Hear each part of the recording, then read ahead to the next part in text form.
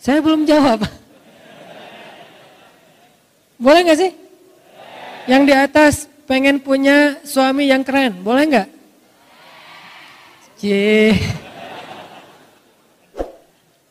Boleh share akun Instagramnya ke belakang?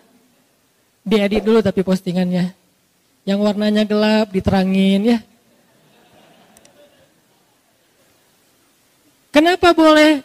Padahal di dalam ayat ini Allah mengatakan zuyyina linnas hubbus syahawati minan nisa. Dijadikan terasa indah di pandangan manusia itu syahwati minan nisa. Syahwat itu bukan cuma cinta ya. Di sini bahasanya terjemahannya halus. Syahwat itu kebutuhan biologis. Sehingga ada yang ngomong gini nih, sering ada di komen, ada di statement di sosmed tuh gini.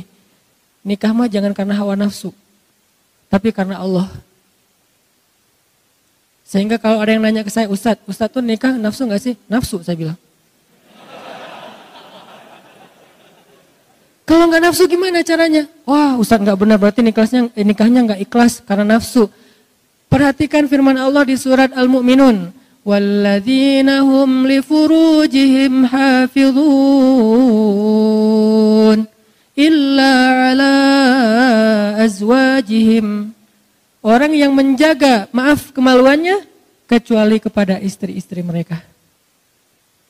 Oh kalau gitu nikah boleh dong karena hawa nafsu? Boleh banget, memang gitu. Bukankah makna litaskunu ilaiha yang kita singkat dengan istilah sakinah itu adalah laki-laki supaya merasa tentram kepada perempuan? Itu bahasa kiasan. Al-Quran itu punya gaya bahasa kiasan, punya gaya bahasa peribahasa Al-Quran itu ada. Salah satu peribahasa Al-Quran itu inna angkaral aswat la sautul hamir. Sesungguhnya seburuk-buruk suara itu suara keledai. Itu peribahasa Al-Quran. Ada juga kiasan. Kiasannya apa? Yang tadi kiasannya litaskunu ilaiha, supaya kalian merasa tentram kepada istri kalian. Maksud tentram di sini adalah bisa menyalurkan kebutuhan biologis dengan cara yang terhormat dan halal. Masa sih Ustadz? Nih dengerin hadis Nabi.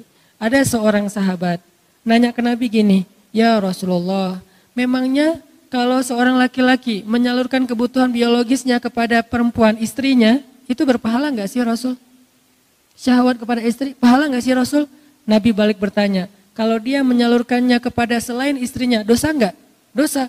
Begitu juga kalau dia melakukannya kepada istri yang sah, maka dia menjadi pahala dan ibadah. Oh kalau gitu harus hawa nafsu? Iya.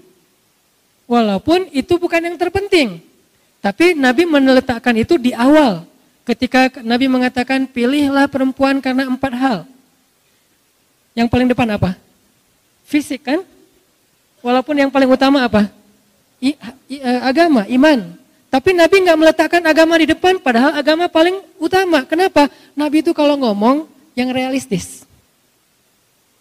Walaupun punya idealisme. Ini lihat gaya bahasa Nabi ini. Kalau kita kan agama. Kata Nabi bukan.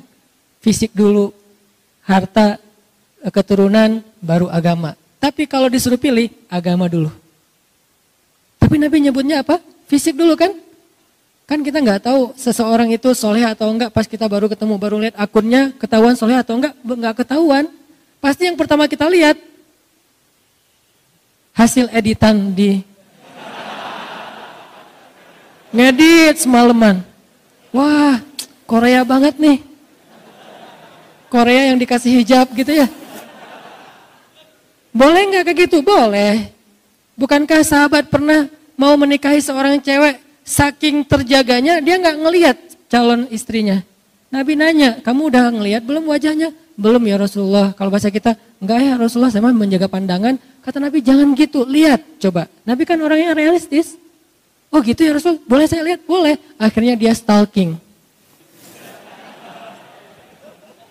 Bahasa sekarang stalking, bahasa hadisnya dia ngintip-ngintip. Kan stalking kan?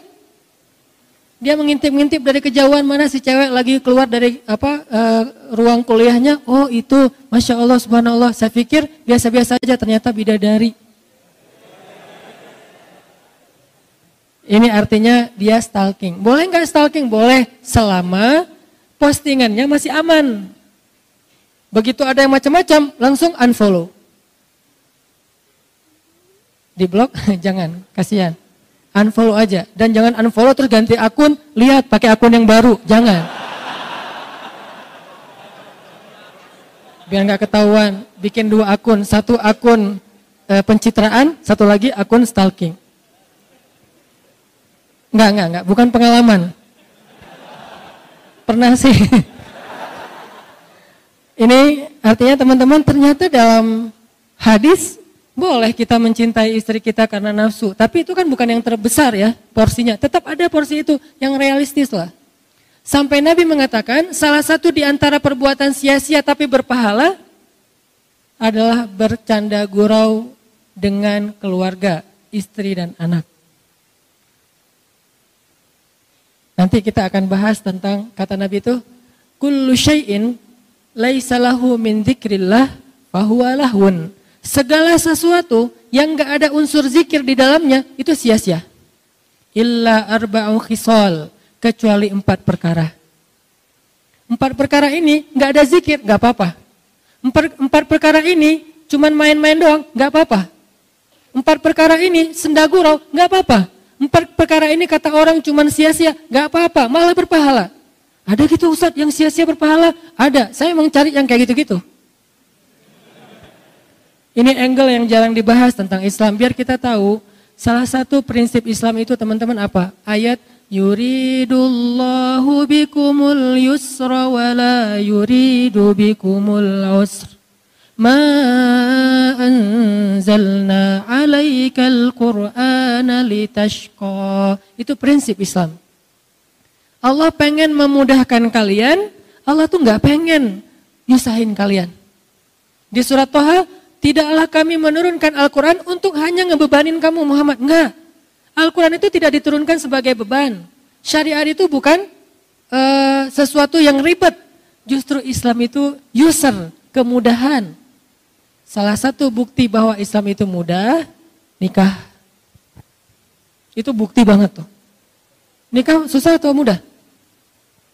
Mudah. Yang mempersulit nikah itu calon mertua berkumis tebal. Kalau syariat Allah mah gampang nikah itu, coba bayangin, cuman akad doang kan. Saya terima nikah fulanah binti fulan dengan mahar sekian-sekian. Kata saksi, enggak sah. Berarti yang mempersulit bukan Allah, tapi saksi. Kenapa saksi mempersulit? Ternyata saksinya mantan. Hati-hati cari saksi ya.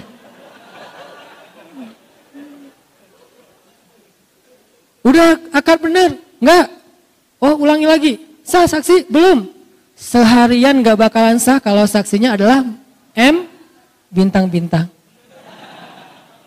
Cari saksi itu yang netral, yang udah move on. Ustadz, insya Allah ya. Nih teman-teman, artinya akad nikah itu sederhana loh. Kalau kita nggak bisa akad dengan bahasa Arab, maka kita bisa pakai bahasa Indonesia. Nggak bisa hafal, boleh nyontek.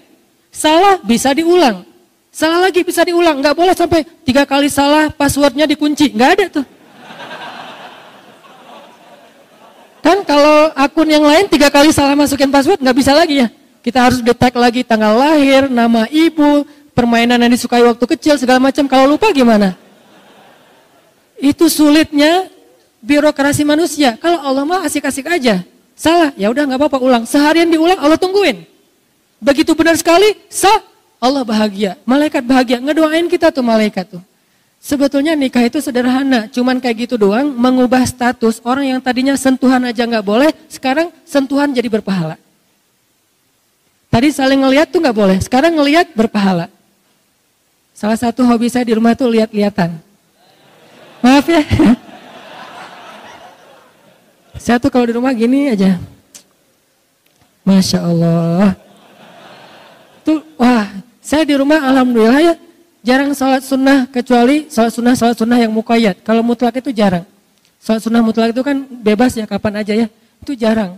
Karena diganti dengan